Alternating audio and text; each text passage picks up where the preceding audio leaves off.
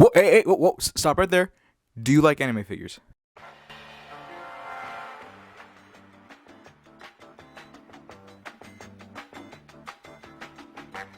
Of course you do, why else would you be here? But before you start throwing away your paycheck for your plastic overlords, here's some tips from me as a fellow collector. I advise you follow these instructions like the commandments because they'll save you from some heartache. I know by experience. You're not an ordinary fella! First up, and it's very obvious, buy from reputable sources. Odds are you, dear viewer, don't come from the land of the rising sun. If you do, and you understand English, you guys got it lucky. Seriously, shipping costs are fucking insane. Oh, I bumped the mic a little bit. That said, buy from reputable sources. Sometimes paying that little extra is worth it. Emphasis on sometimes. Sometimes that peace of mind when you know your figure is going to come to you undamaged, unharmed, does wonders for your sanity. And when you buy from trusted sources, you have that added perk of knowing the thing you're getting is real. Now, of course, you can't always get what you want on trusted sources, so you might have to resort to places like... Now, don't get me wrong, eBay is a great place, but it's also dangerous. You see this? Avoid that. Because when I was an ignorant weeb, I did in fact buy some figures from Mr. Ping's sweatshop. And to my dismay, all of them were fake.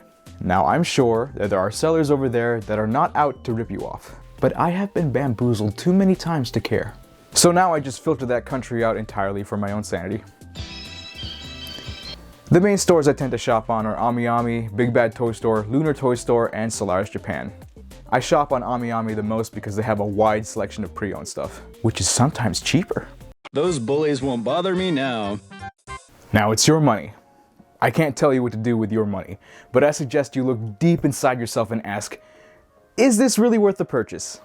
Do I care about this character enough, or am I gonna get bored of it in a few months? Is this big titty anime committee waifu really worth the trouble?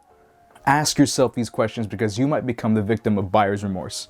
I ordered a figure which I thought was cool, happened to be one of the seasonal waifus of that season, and I haven't even caught up with the anime or read any of the mangas. Not sure I could just stop being lazy and go watch the damn anime, but I'm also an adult with responsibilities. Most of my time is spent outside getting the bread because God knows the cost of living is a fucking joke. Make sure you really want that figure, ladies and gentlemen. Save the money, save the shelf space, save your sanity. I've adopted this general rule. If you haven't seen, read, or know what that figure is from, don't buy it. Of course, there's exceptions to that rule, like OC figures and figures that don't really have a series to begin with. They're just there. But it won't hurt to do some research. Keep my wife's name out your fucking mouth! Sometimes it is worth checking the descriptions.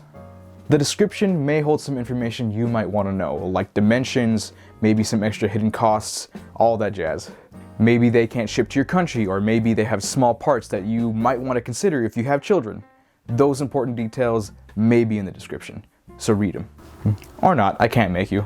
Oh my god! Wow! What do I mean by overconfident? Japanese and other Asian-made figures aren't like the ones you see at your local Walmart, Gaisano, or Asda. A lot of Japanese figures are on a made-to-order basis. A pre-order window opens up, and roughly a year later, the figure releases. Now, there are some occasions where they've made more than they needed, and you can buy them as such if they're available. But it's rare to see a fresh, new inbox waifu months after release. You'll have better luck in the pre-owned market. Because these figures tend to release well after you pre-order them, it's easy to be a victim of forgetfulness. Then suddenly, oh shit, it's time to pay for that figure. Now, it wouldn't be too bad if you ordered one thing. Becomes a problem when you order more than 6. I know by experience. My wallet has been lighter ever since. And on top of that, nobody's perfect. Release dates tend to shift a bit. So something you had money for this month suddenly got moved to next month, and the money you had for this month had to go to poor Jimmy's doctor bills. Just be careful pressing that pre-order button.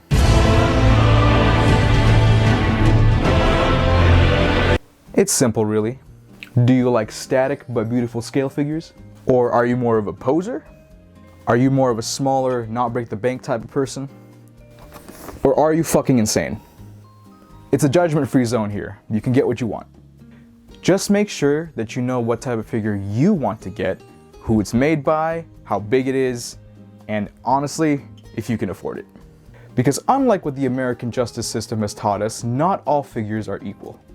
So I highly recommend doing your homework before making that purchase.